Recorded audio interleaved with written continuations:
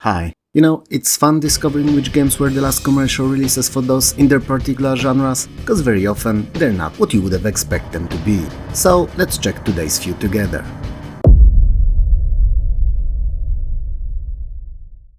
I wish you knew how difficult it was to find the last hack-and-slash game for DOS. The genre officially spawned into existence with the release of first Diablo on Windows in 1997, when DOS gaming was on its last legs, and hardly anyone thought about making new games for it. Sure, we could in theory talk about games like Ultima 8 Pagan, which combat was a bit hack-and-slashy, but other than that it was a full-fledged RPG, so it would be a bit of disservice to it to add it to such a specific subgenre. There's also Dark Seraphim, a game from 1997, but in all honesty, that one's more of a beat and bump rather than hack and slash, as you're bumping your character into the enemies. So, finding one that would fit the genre before it even existed was not easy and took some time. I found two, Tower of Souls and Trial by Magic, both released in 1995, and while the first one is objectively a better game, it released in the first half of the year and was more focused on puzzling than combat. Trial and Magic fits the bill better, and released later, but it's rather bad. And yes, we're gonna talk about the bad one today. The story here is rather brief and simple. The elusive and mysterious Trial Master challenges you to go through and survive his dungeon. Many have tried before, some were much more buff, steroid-fueled warriors than you could ever be, and yet all failed. But if you manage to complete the entire 20 plus levels of the dungeon and live, he will award you a nice and round 50,000 gold coins, pure gold coins no less. And if you account for inflation, that's more or less a 1/10 of Jeff Bezos' worth, so a lot. Imagine how many dungeons he had to go through over the years. Anyway, Trial by Magic is an isometric hack-and-slash RPG that's very similar to the earlier classic, The Summoning, but focusing much more on combat. So you'll be plowing through the levels, killing countless different enemies, all the while collecting precious, my precious, loot and improving your character for the challenges ahead. You can naturally use both standard weapons and magic. And while melee weapons need no explanation, you just put them into the air and wave them like you just don't care. It's worth to keep in mind that arrows are a finite resource if you ever wield the bow, so it's not one of those games where you can just magically shoot when you get it. Nope, you also have to have something to shoot with. I often shoot with cringe comments and bad jokes, but they rarely hit the target, just like this didn't.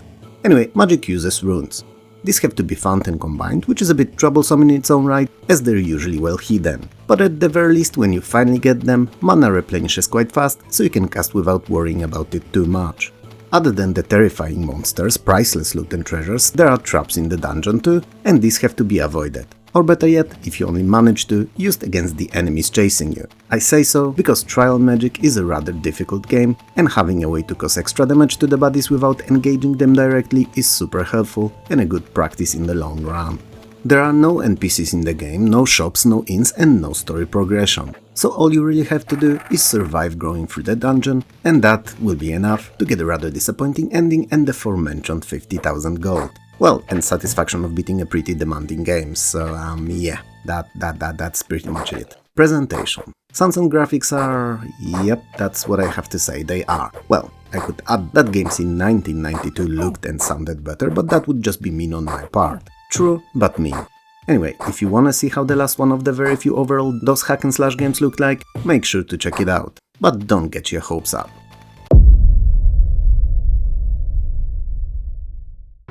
I think it's pretty obvious by now that all the best and little known DOS beat'em-ups came from Korea, and even if not all, then most.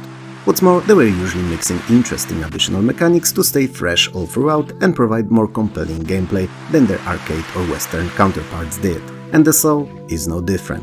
Evil powerful sorcerer slash half-tiger, a were-tiger if you will, is terrorizing the kingdom of Bagje, and your group of 5 brave battle mages vows to deal with him, his possessed armies and free the kingdom from under his rule, possibly the world. Quite a challenge, but if not you, then who else would be capable of setting things straight? The Soul can be played by 1 or 2 players and features 5 unique characters to pick between, each of them having their own strengths, weaknesses, special and magic attacks. As you go through a whole manner of enemies, human, demonic and otherworldly alike, cutting them down like weeds or leaving bruised, beaten and dead, sometimes all free, you'll also collect so-called level up points, which then can be distributed between the levels into health, strength, intelligence and your hero's 5 different magical skills. It's to give you a sense of progression and that you better your character along the way. The Soul's most unique feature, however, is its non-linearity, meaning that after completing many of the stages, you'll be given a choice of multiple destinations, effectively allowing you to craft your own path through the adventure. And since on each playthrough you're given a random set of stages to pick from, the replayability of this one is quite high, and hardly ever two games play out the same. What's unusual about the Soul in the whole scope of the brawler genre is that you only get one life, and that's it, kinda like you do in real life. If you die, or well, actually get killed, that's it, it's game over and you have to start from the first stage. But to counter that and the difficulty, the devs offered something else not seen in the arcades, namely save slots, 4 of them in fact. So, while not perfect, it's a solution. Graphics and sounds are excellent, and no wonder, as the Soul released in 1998, long after DOS's heyday, so it had to look good to spark any interest in potential buyers. Whether it did overall, it's hard to tell, it definitely didn't in the West, but we were already long on the Windows bandwagon and appreciating the new possibilities that the system offered for gaming. All that said, the Soul is stellar, and if you're in the market for fun and rarely talked about beat-em-up that features unique take on the genre, it's definitely one to seek out and try out. Oh, and if you're going to play it through DOSBox emulation, make sure to give it plenty power, as when it's too slow, somehow it affects your character more than the enemies, and they move and attack faster than you do, which makes the Soul totally unplayable.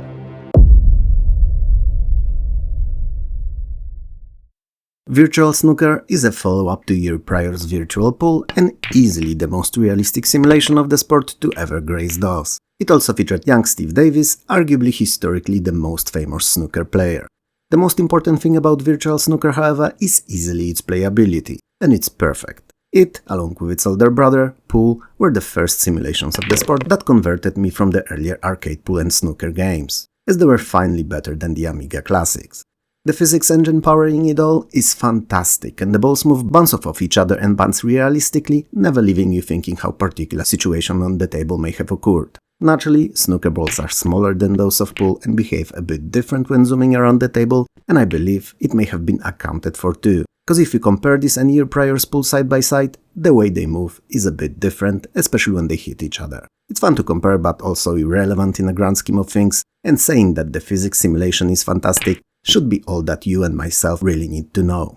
Virtual Snooker's graphics are beautiful and in full 3D, and when I say full, I mean it. You can actually step away from shooting and move around the table to check all the angles, zoom in and out to your heart's content, and plan carefully how to approach a particular shot. It's great.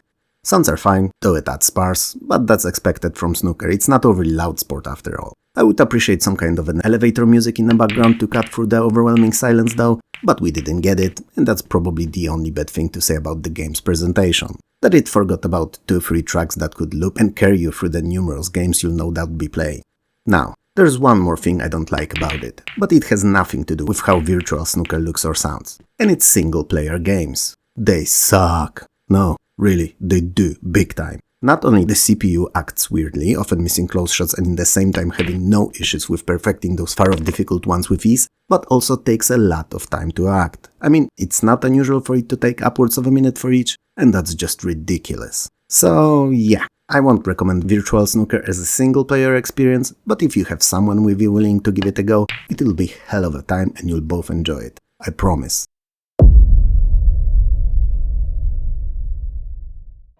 Dungeon Keeper is an oddity. It's part real-time strategy, part settlement management, part tower defense, short of the towers, and finally, part first-person fantasy combat game. And when all these parts combine, I am Captain Oh my... Wrong video, sorry. Obviously I meant that with all this combined, what we're left with is amazingly addictive and fun game that's a pleasure to play today as much as it originally was. And kinda, sorta, not really, but also a little yes, Reverse Gauntlet, where you're not the hero going through dense, damp and dark dungeons cutting through countless terrifying and deadly monsters, but the demonic overlord managing said dungeon, hiring all the monsters, making sure that they feel as comfortable or as uncomfortable as they need to fulfill their role of adventurer repellents the best way they can. You're the evil. And boy oh boy, how fun it is not to be good for once. You start each level in the heart of the dungeon room, and quite literally I must add, it's a room and there's a huge ass beating heart in it, and it's the only thing that really matters. Cause that heart is what you have to defend at all cost. When it falls, you die. And when you do, good wins, and we don't want that, do we? I mean, it is, after all, about time that the evil should triumph for once, right? To protect the heart, you'll have to construct and manage the entire dungeon around it. So you recruit and train minions to defend it, you mine for gold and gems, set traps and build rooms, each naturally with its unique purpose and use case scenario, and you can cast spells too. I know that these last few sentences are a lot to take in and process if you've never played the game, but Dungeon Keeper is all that and more. So the heroes periodically invade your dungeon, fighting your creatures, seeking treasures and ultimately trying to get to that ever-beating dungeon heart. They're not all boring as Knights either and can be a whole manner of different folks, like strong and resistant giants, powerful and dangerous wizards, and unexpectedly samurais too. And yes, these are just a few. As you progress through the game, pacifying countless braves, unlocking new rooms and along with them new creatures, you'll keep finding new ways to play, experience, enjoy and progress within the world of Dungeon Keeper and its 20 regions waiting to be conquered. Each of the creatures you build the rooms for is different in both stats and their behavior, and some of them are actually natural enemies to one another, so you should not build rooms willy-nilly just whenever it suits you, but plan ahead for both how the enemies will go through them, and also so that they would not keep creatures that hate each other close by. Spiders and flies, for instance, are quite obviously natural enemies, so keeping them close will never yield good results. Well, at least not for the flies.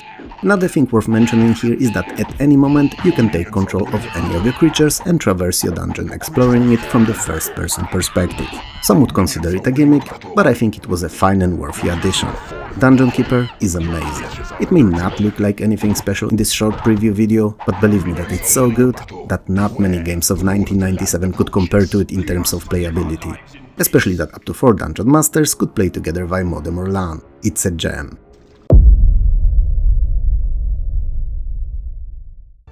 Since I've already spoke about Soldier Boys in one of the previous videos, I had to pick another game for my pick for the last live-action FMV on-rail shooter, and it's Hardline. And it's not a great game at all. What a start.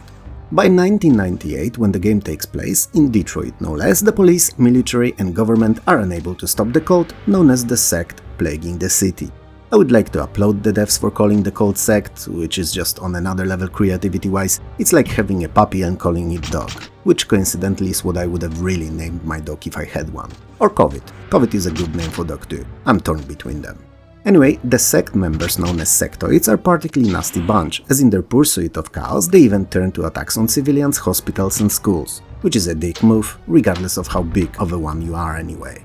With steadily growing numbers, ease of access to weapons and general public unrest, the cult gains bigger and bigger chunks of the city, and unless some kind of a miracle will stop them, it will soon overtake all of it. You play as Ted Arvin, also known as the Miracle. Well, not really, but that's what you'll be posing as if you manage to make yourself complete the game, and you will have to make yourself if you aim to do it. So Ted is a helicopter pilot who somehow not only knows how to use all kinds of weapons, but is also a master marksman and a badass extraordinaire. What's more, in the course of the game he'll also gain telekinetic powers, which he'll use for instance to open otherwise permanently locked gates. So yeah, game logic. The gameplay is rather simple to explain. A choppy, low-quality video sequence plays out, buddies jump out and you shoot them. If you land a hit, then it's great. If you won't, then it's not bad either, as you'll be shot yourself, and that's one step closer to changing the game. The shooting sections are intertwined with videos of Ted walking or running, or walking and then running. Sometimes he runs and runs some more, and then more again. You get the gist. Oh, and a little dialogues there from time to time too. But if I'm to be honest, all of it looks as if it was made with actors paid for one day of work only, with an intention of recording everything as fast as possible and in one take. So if something didn't look good, and most things don't, they just run with it anyway. It's, well, bad. That's what it is. What's worse, the game, while theoretically not being very long and maybe 3-4 hours in total, is so random in how it applies the difficulty that you just never know whether the next section will be much easier than everything you've went through so far, or so difficult you'll spend an hour or two on it load save scamming. It's awful. Overall, Hardline feels like someone made a terrible B-movie and decided that it was too bad to be released. But since the footage was still there, the money was spent, they've cut it into 1000 pieces and made a game around it. An Operation Wolf type of affair, but much worse and fun only for the first 10-15 minutes, maybe less. Which is still much more than can be said about Pro Soccer 2190 on the Amiga, the worst game in existence. Anyway, I kinda sorta see Hardline being enjoyed by those who love bad acting, cause it does have that so bad that it's actually ironically good quality about it, but then again it has its gameplay too, which is subpar at best, so I'm not sure how many of you will be able to go through it all. I know I won't. So, do as you will with that, and play it only if you're an avid fan of on-rail shooters or love atrocious acting more than anything else. Interesting selection we had today, didn't we? Some good, some bad. Pretty balanced episode overall, I feel. What do you think though? Let me know in the comments below. If you liked the video, hit those like and subscribe buttons below, and maybe share it too. It helps more than you know. If you didn't, then don't naturally. It was fun talking to you as usual, and I'll see you, or more accurately, talk to you very soon.